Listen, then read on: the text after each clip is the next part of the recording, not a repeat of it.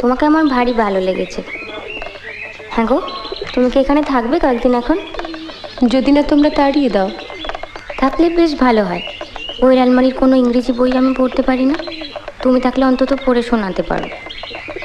আচ্ছা, এই যে বললে বিহারীবাবুর সঙ্গে তোমার বিয়ের কথা হয়েছিল, হ্যাঁ, সেটা হয়নি বলে তোমার কোনো আফসোস হয়নি? ও মা, আফসোস হবে কেন? ভগবান যা করেন মঙ্গলের জন্য। তাই বুঝি? এই যে বছর না ঘুরতেই বিধবা হলাম, সেটাও মঙ্গলের জন্য? সত্যি। কেন যে অত ইংরেজি পড়তে গেলে তুমি?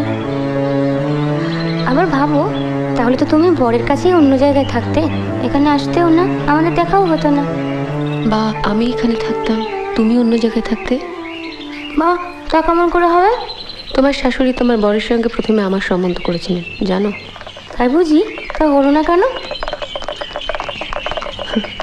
ওই যে বললি ঈশ্বর যা করেন মঙ্গলের জন্য।